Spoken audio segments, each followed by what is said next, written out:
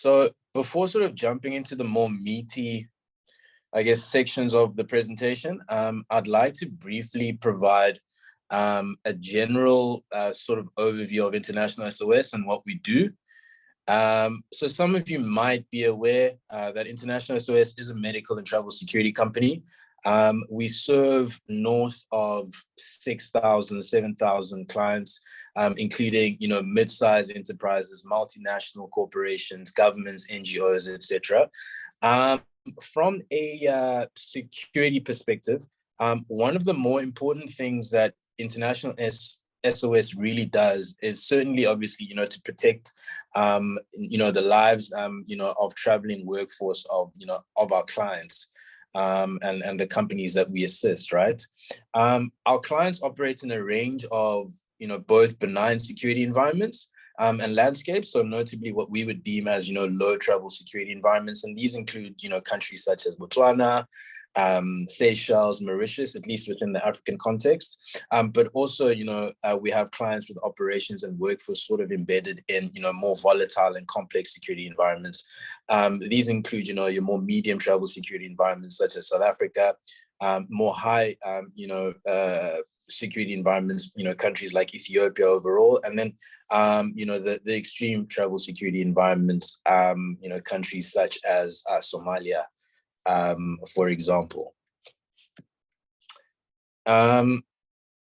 We can move on to the next slide.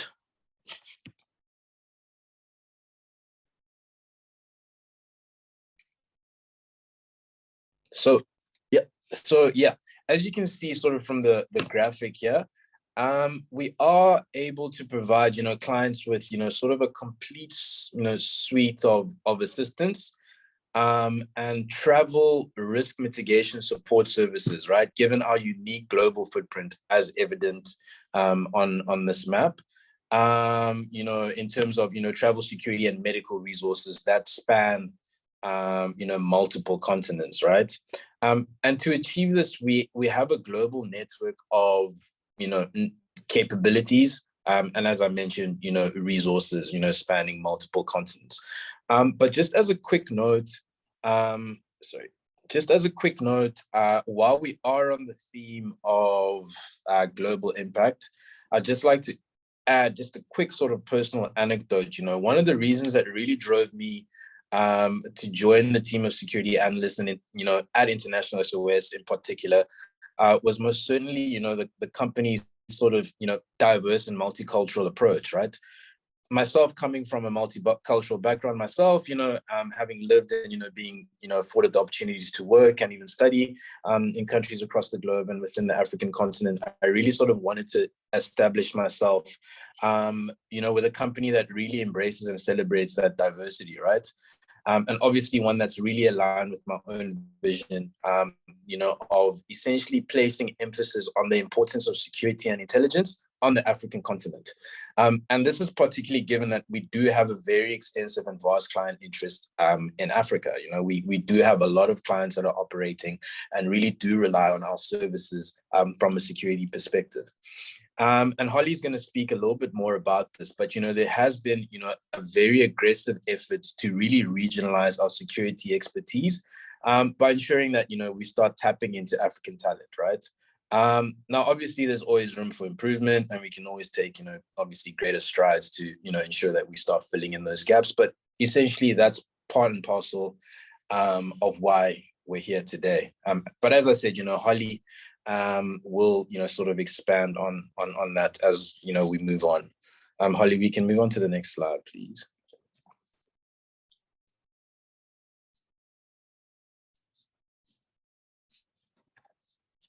Right, now, from a security perspective, we have 6 regional security centers, with an additional center being established in Mexico.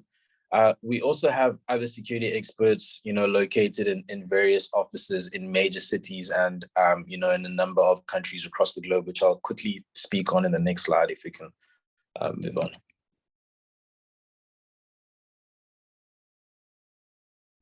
So these are what we deem as our outbound desks, right? So in addition to our regional security centers, and to sort of highlight our global, reach and approach, we have, several of these outbound desks that we've established, namely in Beijing, Paris, Tokyo, Seoul, Frankfurt.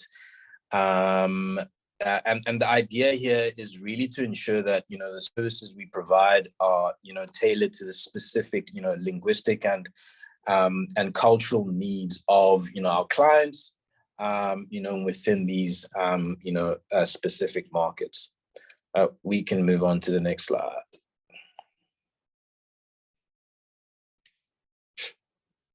Right now, I'd like to quickly just walk you through sort of the day-to-day life of, a security specialist at International SOS.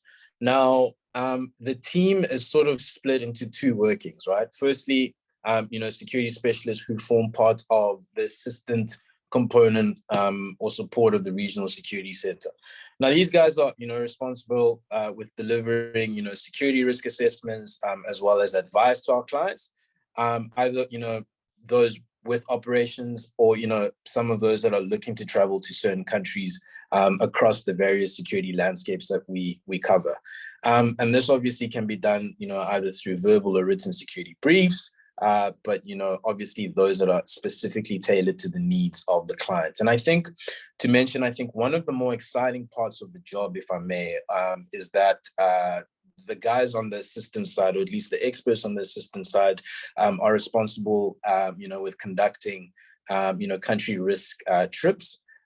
So this sort of entails, maintaining and then obviously developing our security provider network, as well as, ensuring that we're able to vet the appropriate, for example, security and, secure hotels and accommodation that we would generally recommend, as well as to, ensure that we're able to sort of get that granular on the ground sort of intelligence, which will obviously, feed onto our clients.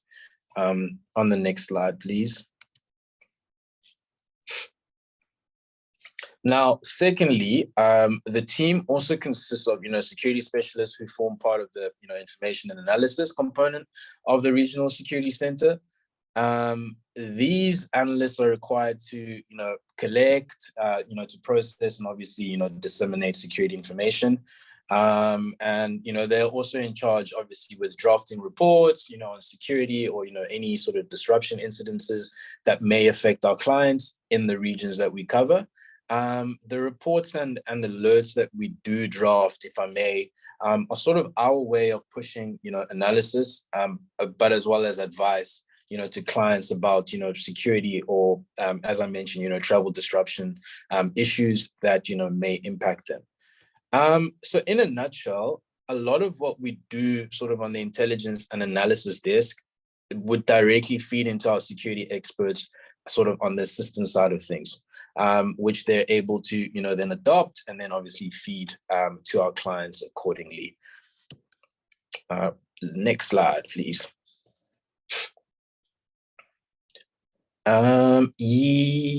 Yes. So before I hand over to Holly, I would just like to quickly take you through a quick case study in relation to crisis management, which will sort of give you a bit of an idea and feel of what we do and how we may respond, during a time of escalation. Obviously, every case, is different and differs. So just quickly, the case study that I'm using here is that of South Africa. So I'm sure, most of you are aware of the civil unrest and riots that broke out in South Africa in July of last year, and were essentially, triggered by the arrest and incarceration of the former President Jacob Zuma, and eventually, sort of took on a more, anti-government tone to a certain degree. These riots, the unrest, led to the death of, north of 300 people. Various businesses were looted, including those of our clients. There were also supply chain and logistical, disruptions, given the closure of some of the country's main sort of, routes and ports. So our team of analysts were closely monitoring these developments for a number of months, I'd say, sort of in the lead up to the eventual arrest of the former president. We had issued, several regional security forecasts, as well as, reports on the issue, which really, highlighted our assessment at the time, which in brief, was that we may have experienced, we would likely see sort of localized unrest in the event that, Zuma was arrested. However, I think many of us didn't necessarily anticipate that, these protests, demonstrations, etc., would sort of spread beyond KwaZulu-Natal province. And to be fair, neither did the security cluster in South Africa. But, nonetheless, the reports that we had issued, prior, essentially served as, an early warning system that somewhat prepared, our clients in the event that, unrest broke out. So as the events, unfolded, it was really up to us to respond accordingly. And, just quickly, we responded by obviously providing our clients with, security intelligence and actionable advice, continuously providing, daily reports and updates in the form of, tactical intelligence. And ultimately, we provided on-the-ground assistance and support through our, security support network in South Africa, who were then able to also provide, our clients with timely assistance, whether, this was an internal relocation from an area experiencing heightened unrest to a safe haven, or, whether it was providing them with, much needed essential commodities and the likes.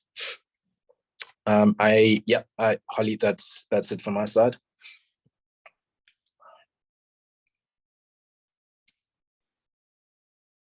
Great. Okay. Thanks so much for giving us an intro to International SOS. My name is Holly McGurk. I'm the Security Director for Information and Analysis in the London Regional Security Centre. So I've been asked to speak a little bit about the recruitment process and some of the things that we are looking for when we're involved in getting people into the security industry at that kind of early career stage. So really looking for kind of entry-level roles within the security industry. What are some of the things that you should be looking to develop as skill sets that would make you an attractive candidate? What are some things that can set you apart from the competition, I guess. So that's what I'm going to speak to. I'm hoping I'm okay for time. I'll try to go through things a little quickly, but if I'm taking too long, feel free, anyone, to interrupt and tell me to hurry up. So firstly, just looking at the required skills for working in the security industry. So the first point that I want to talk about is the technical skills. So the most obvious of these, the one that really stands out, is a knowledge of the global political and security landscape in the region. So we talk a lot about regional knowledge, just understanding the social, political, security dynamics in a given country, obviously is imperative for the work. So a good understanding of a country and the history of that country is really important. But also the ability to build that knowledge, right? So it's not necessarily just what you know now, but also showing that you would be able to expand the countries of expertise. And that speaks to research skills, and it speaks to having a general interest in international affairs and the global security environment. So very often during university, we may focus on a very narrow kind of pool of countries. Maybe we've done our thesis on 1 or 2 countries or on a really small region. But then when you come into the workplace, there'll be an expectation that you're actually able to speak with confidence about a much broader range of countries. So at least showing an interest in learning about those other countries, following global affairs to a certain level, and the ability to get yourself up to speed quickly on other countries would definitely be something that you're going to want to be able to demonstrate, and the kind of skills that you want to be putting forward or to be building to work in this industry.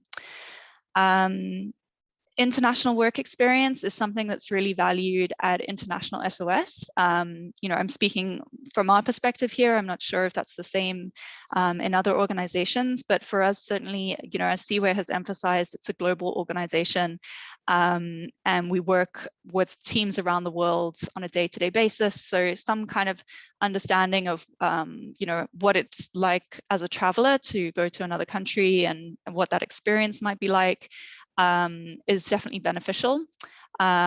And maybe even if you don't have that experience yet, an openness to building that experience in your career, you know, those are the types of people that tend to work for the organization, people who are excited to move around the world and kind of experience different cultures and different countries. A degree in politics, international relations. We joke about this actually in the team because all of us are IR grads, but it's not to the exclusion of other degrees. I think it's just people who study international relations tend to be drawn to this kind of work, but certainly some kind of degree experience in politics, history, sociology, you know, other related subjects is something that is helpful. Oh, sorry, the lights are motion censored, so I'm gonna have to turn them back on.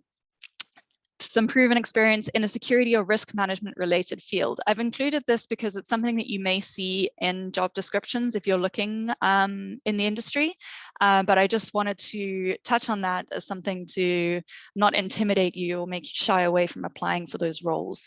It's broader than you might expect, so the fact that you haven't worked in the security industry, strictly speaking, would not exclude you from being able to apply for a security position. I think anything similar work in research and journalism. We have people who come from all kinds of backgrounds working for NGOs, which is what I did prior to joining International SOS, would be relevant. So, you know, think broadly in terms of understanding what is meant by that.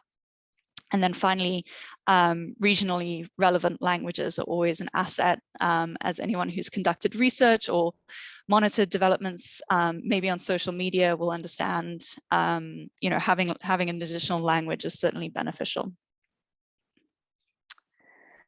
How to develop those technical skills. I just wanted to build on that slightly, because, you know, maybe you're kind of hearing me speak about some of these and thinking, you know, or that's something where I don't have experience, and how would I demonstrate that? You know, maybe if you're coming fresh out of university or you haven't got a lot of prior work experience, how do you get the experience without the experience, right? It can be difficult.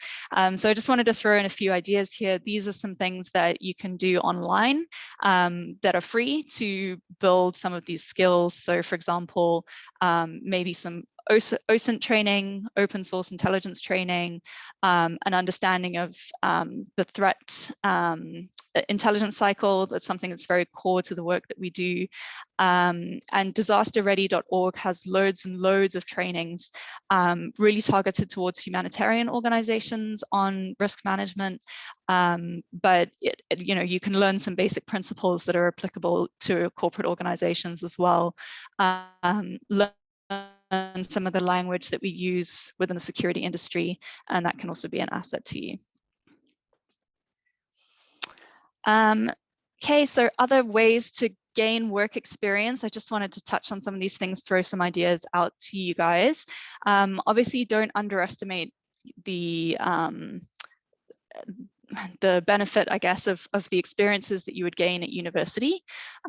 So really kind of emphasizing specific courses that you may have done that are relevant to the security industry. Maybe you've done courses on security studies or peace studies, things like that. It's very relevant to bring up.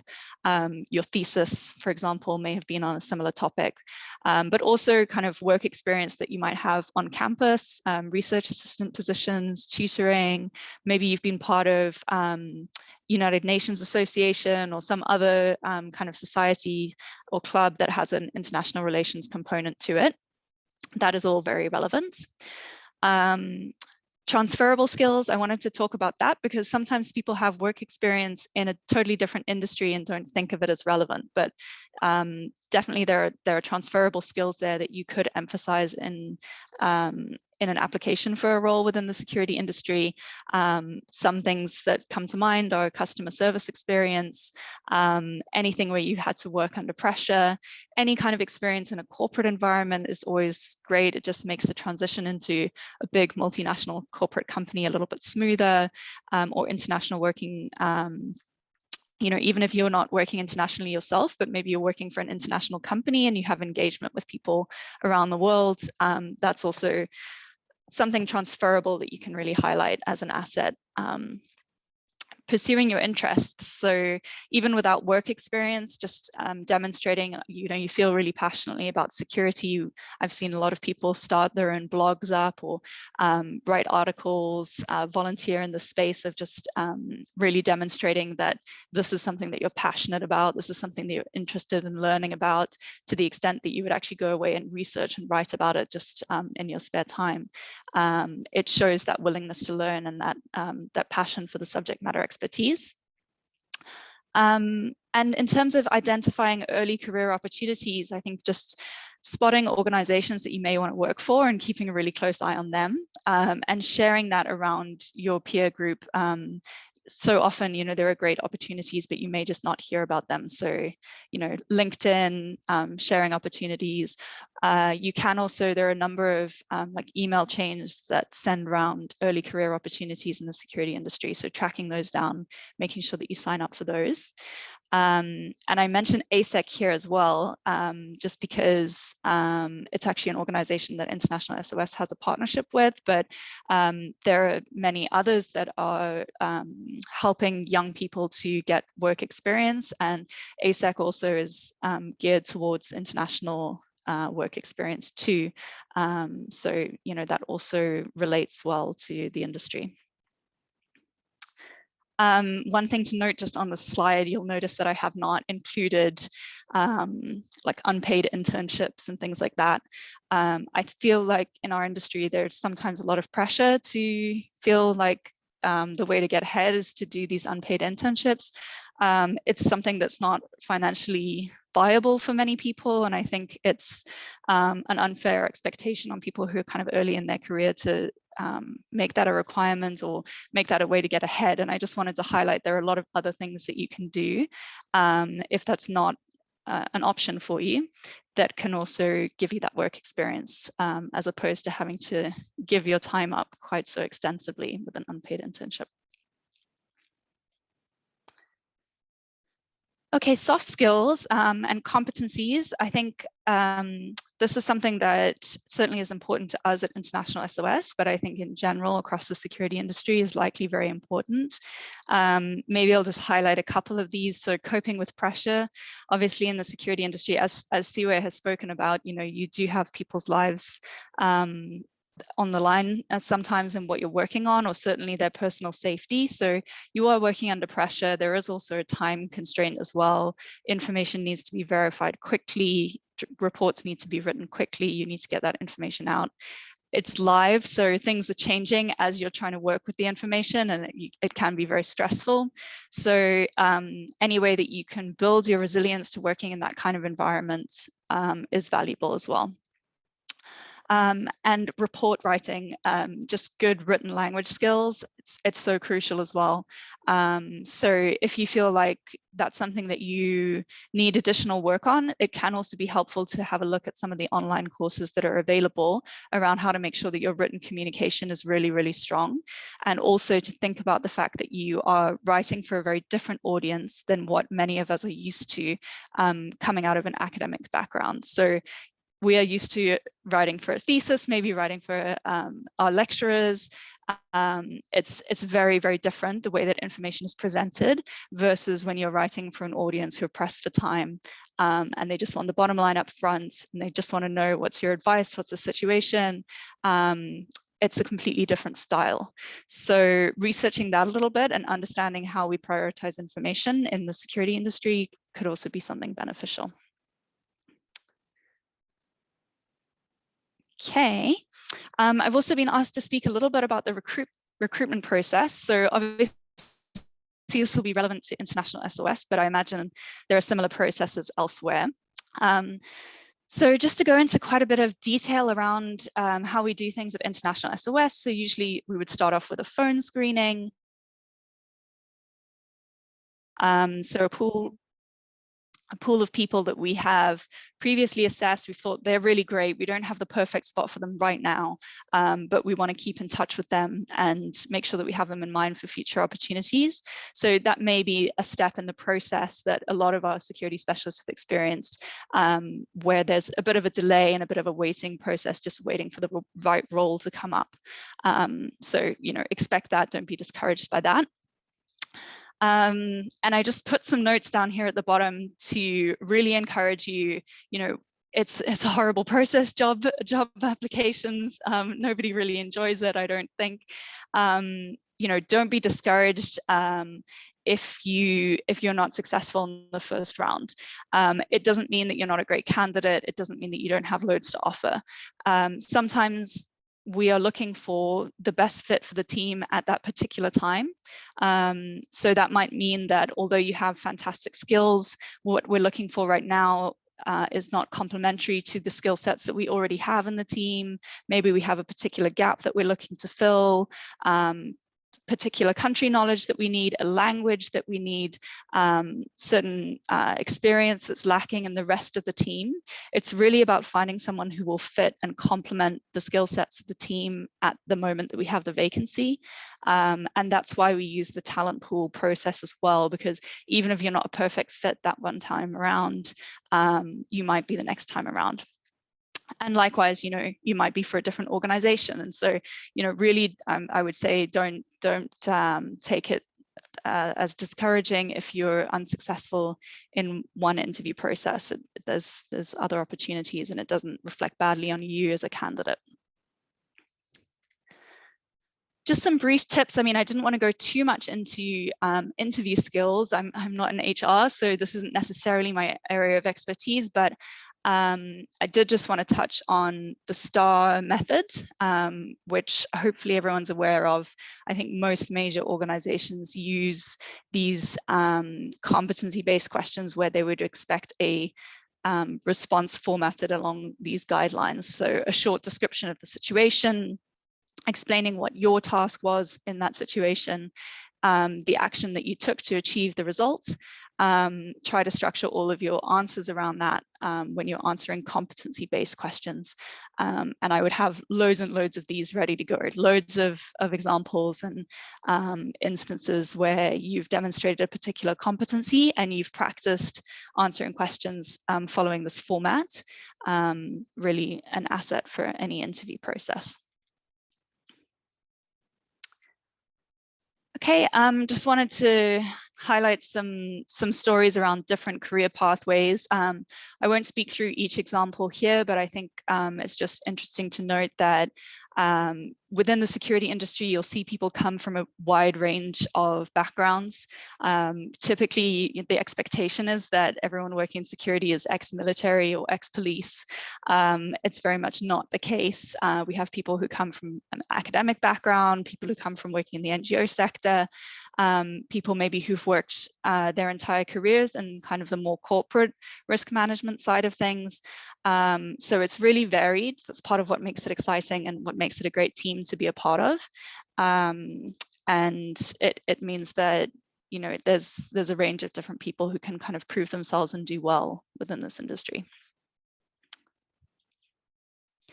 So that's it. I have a question slide, but maybe we want to do that at the end. I'm not sure, but I will pass back to the next speaker.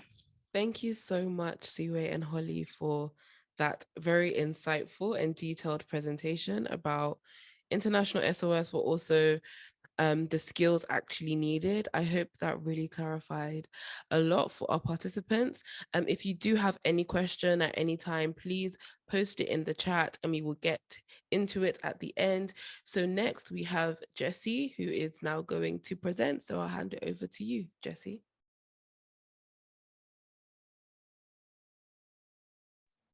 All right, thank you very much. Good evening, everyone. Speaking to you from Nigeria, and I'm glad to be on this call today. So just give me a second and I'll present my screen. Thank you.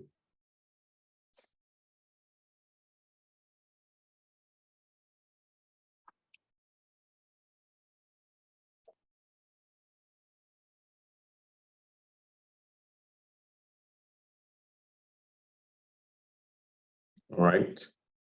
I just wanted to confirm if you can see my screen. Yes, we can. All right. Again, thank you very much for having me on this call, and a big shout out to African Youth Security Network and everyone that hopped on this call today. So today as well, I'll be talking about careers in international security, and I've put up a slide similar to what Holly and her partner have already put up, and I just hope I'm not going to repeat several insights already shared by Holly and team. So I'm just going to start off with a brief description. Sorry.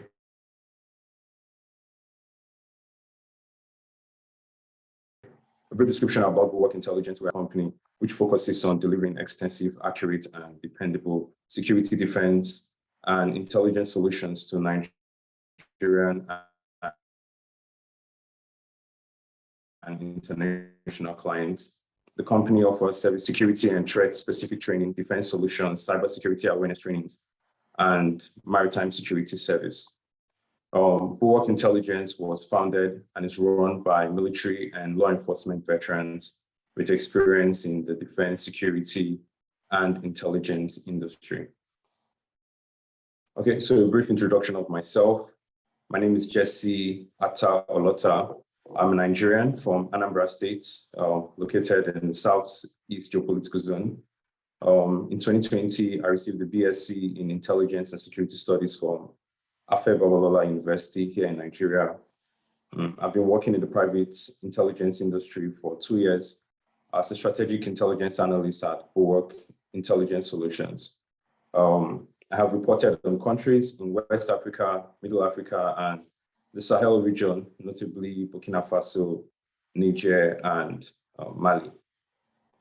So the purpose of this presentation, I hope to shed light on private sector intelligence in terms of what we do and how we do it, skills needed and recruitment process tips, and some questions, frequently asked questions that I put together alongside some of my colleagues.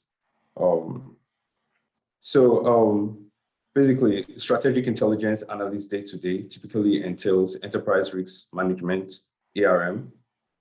Enterprise risk management is the identifying, analyzing, and mitigation of internal and external risks that impact organizations.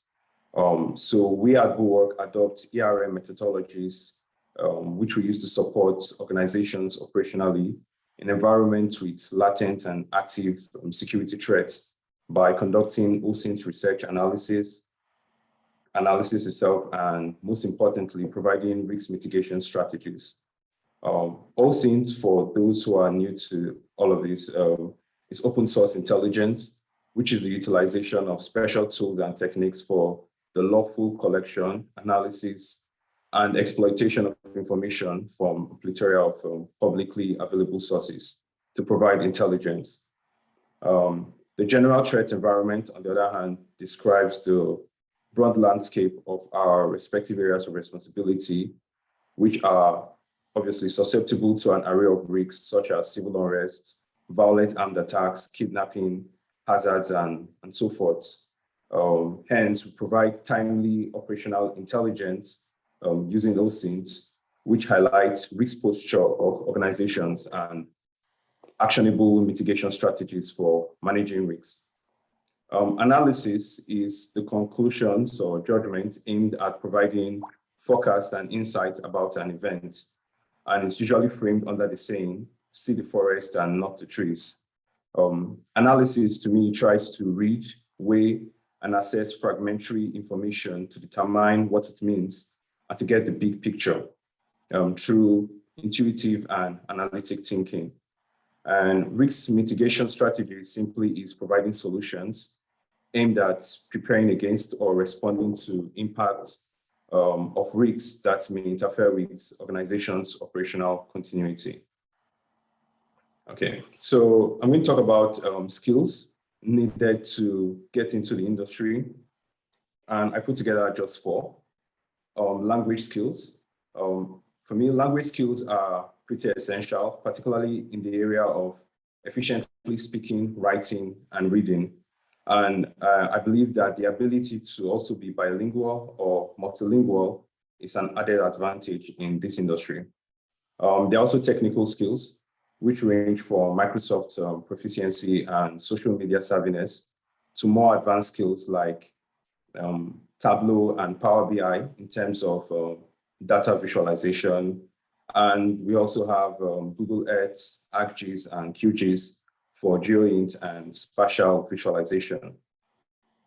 Educational qualification, on the other hand, usually includes but are not limited to political science, international relations, security and intelligence studies, and other similar fields.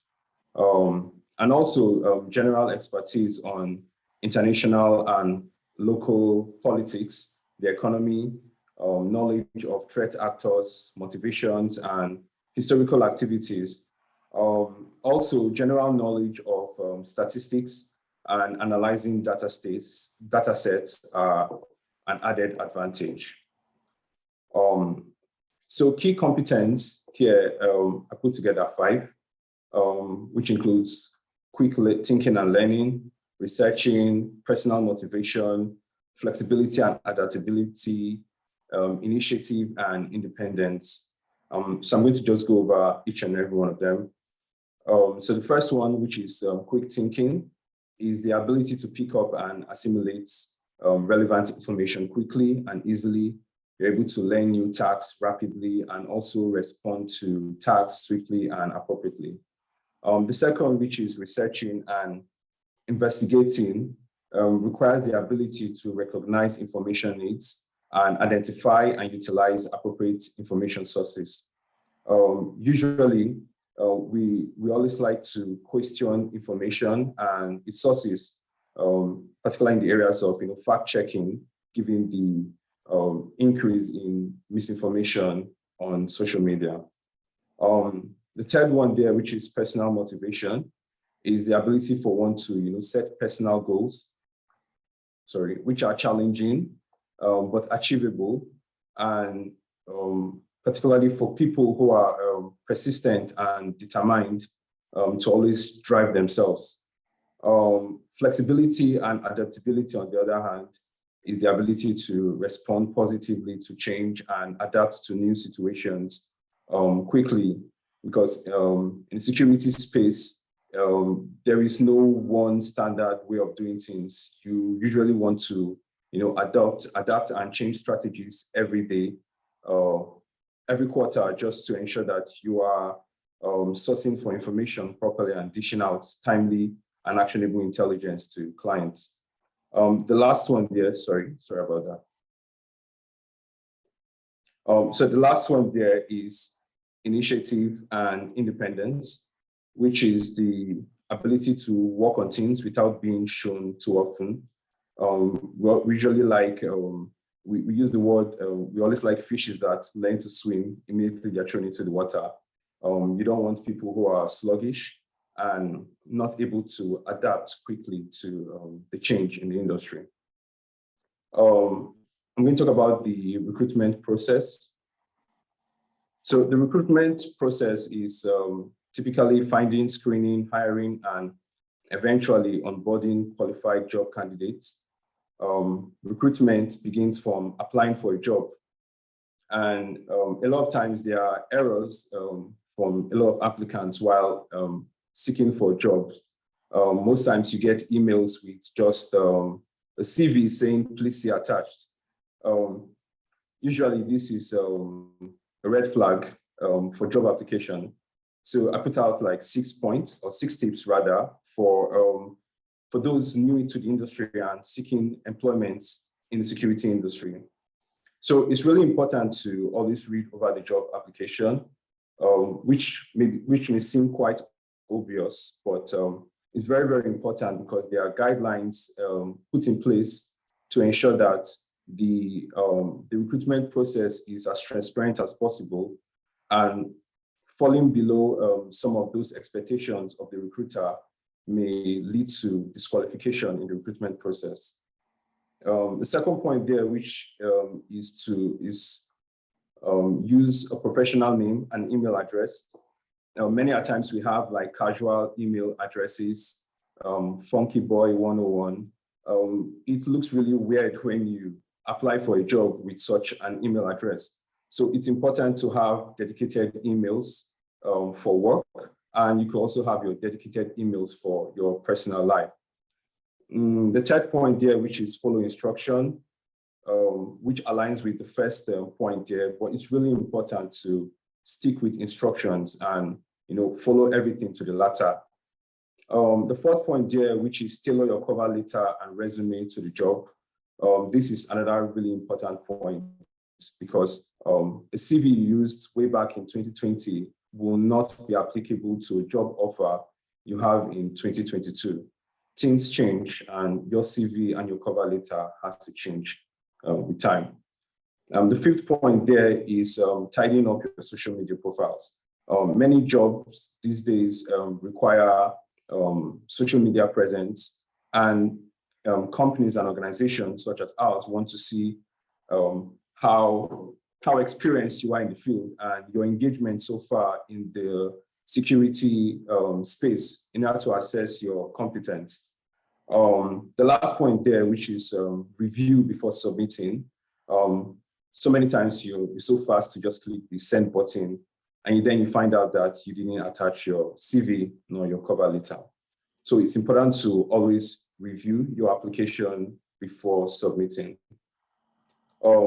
Just like Holly had mentioned earlier, during the recruitment process, there are soft skills that are usually looked out for. The first one is storytelling. Apologies for the slight error there. Storytelling has to do with telling a story that effectively captures your qualifications and skills and what you're bringing to the company.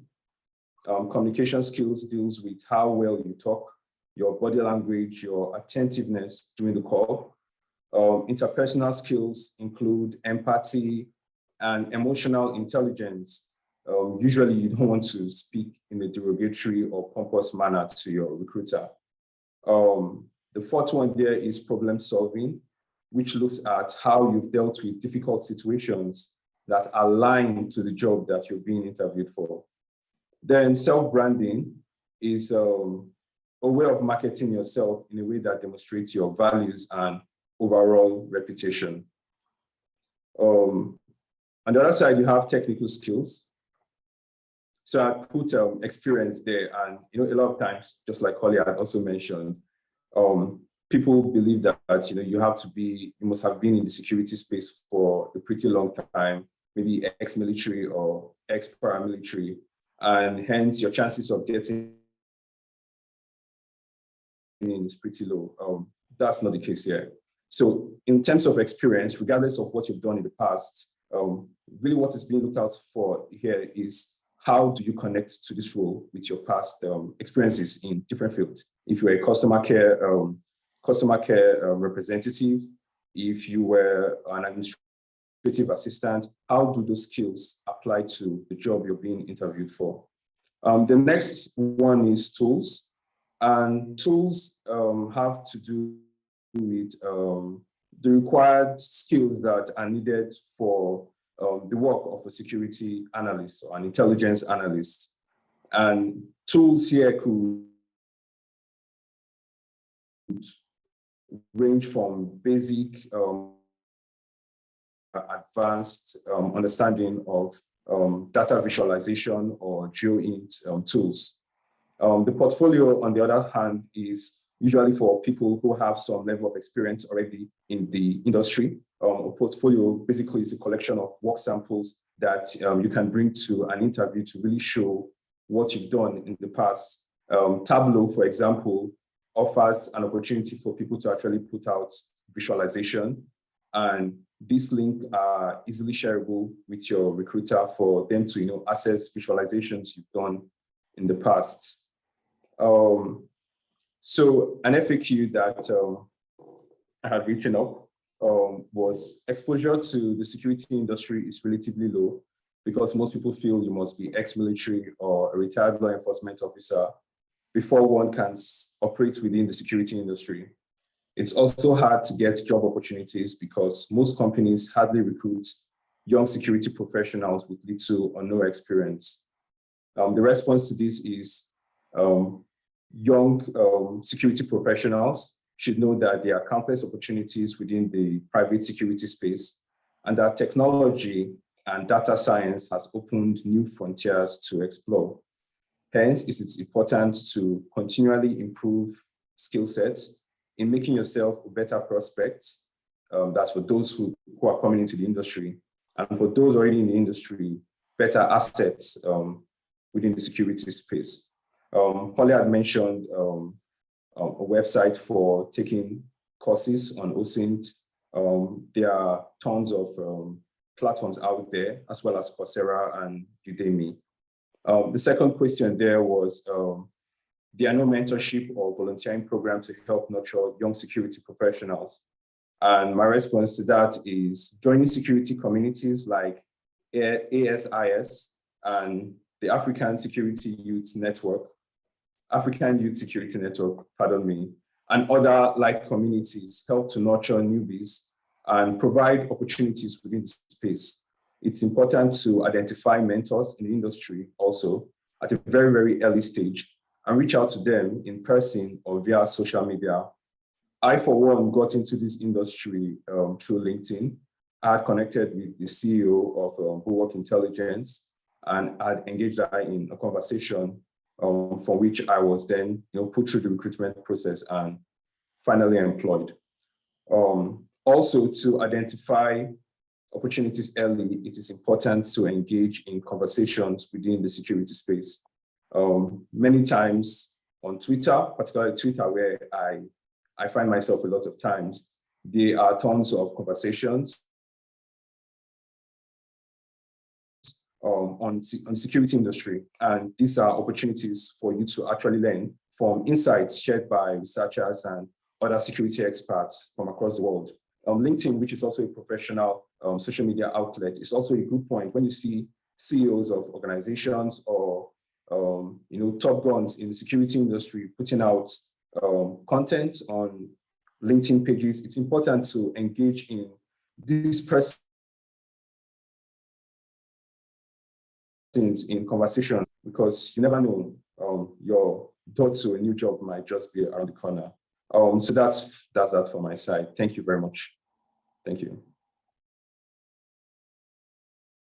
Thank you so much, Jesse, for that amazing overview, as well as those very necessary tips, which, yes, they do seem basic, but you'll be very surprised how many people are very casual, do not read the job description, and yeah, they just send any kind of informal email. So we do not have much time, so we're probably only going to take like 2 or 3 questions. One of the questions in the chat is, can they speak on the average pay of the diverse job roles within the security industry? Pay is very important. If anybody would like to take that question.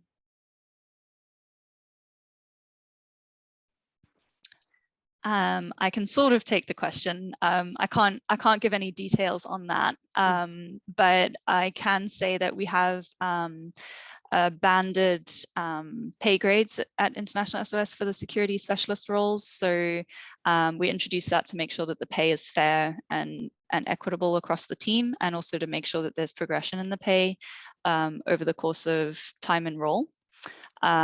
So that's as much detail as I can give, but it's hopefully reassuring to know that there is a structure in place.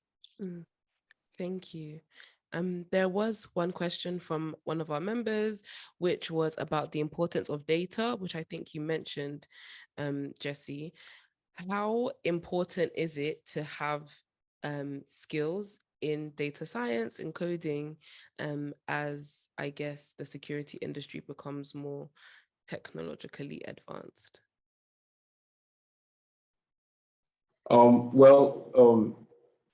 I, for one, and this strategic intelligence analyst here at Bulwark Intelligence, leverage so much on open source intelligence.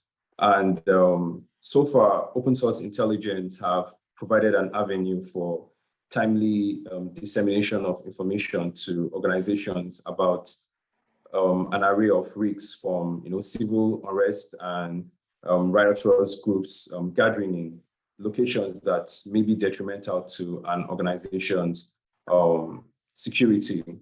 Open source intelligence requires a chunk of crowdsourcing from social media platforms, and data is the data. How do I explain this? Data is crucial in analysis in terms of what we do here.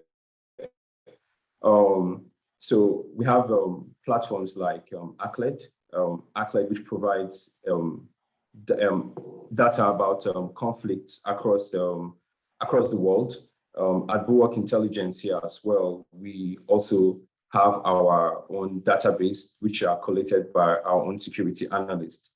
And through data, we're able to create insightful visualization, which speaks to trends in the sense of the pattern and change or shift in security incidents.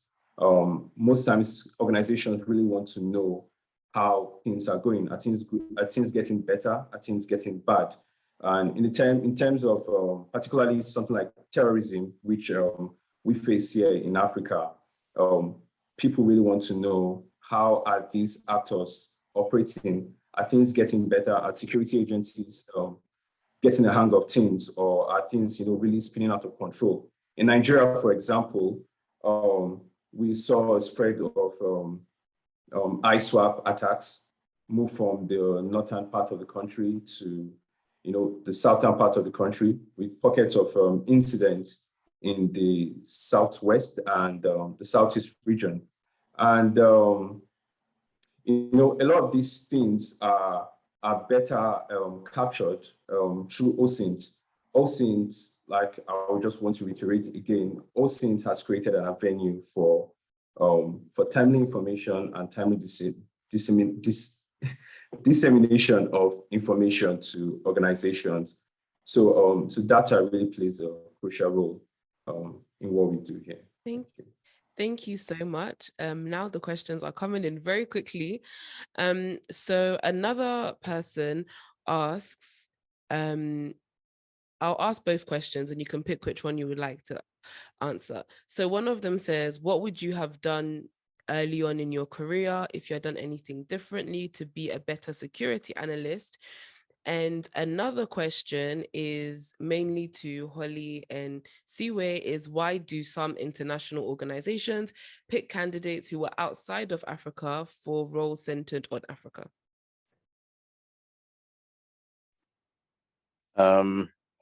I'll take the first of those questions. I believe it was what I would have done differently prior to entering the security space. Mm-hmm. I always say, I think when you decide to enter security, I think you should enter it with a passion, right? Just given that, it's very challenging, it's hard work, and it can at times be, extremely grueling. And I think Jesse had mentioned a very important point in that it's important to have a mentor when you're in this environment, when you're in this profession, just given the plethora of sort of challenges that you face. And I wish, I had gotten that guidance prior to entering the space. Now, don't get me wrong, I have no regrets. Just, given that, I have grown, exponentially, not just as a security analyst, but I think as a young professional, still journeying on in the security space. But I think one thing that I definitely would have done differently is ensure that, I have the right guidance and mentorship within security itself. Thank you so much. I'll take the second question. Yeah. So I think, I can't speak obviously for all organizations that work in the security industry, but from International SOS's perspective, we actually have quite large regional groupings that we cover. So From London, we cover Europe and then West and Central Africa. And from the Dubai region, they cover parts of Western Asia, Southern and East Africa, the Middle East. So any specialist will be covering some areas that they have a lot of expertise in, and then expected to quickly become proficient on other areas as well. So we may hire some security specialists who have a lot of expertise in Europe and then expect them to become proficient on Africa, and vice versa. We may bring candidates from Africa to the Dubai office and then expect them to learn about the Middle East. So I think in general in the security industry, that openness to learning, maybe about countries where you didn't have the experience previously, is really critical, because often you may have certain countries where you feel really passionate and you bring a lot of expertise, you bring a lot of knowledge, but that will be something that will then complement others in the team who have different areas of expertise. And hopefully there's an exchange there as well, right? And you're able to learn from one another and really build your knowledge of different parts of the world. Thank you so much. We are out of time, unfortunately. There are a few other questions, but I will definitely make sure they get answered one way or another.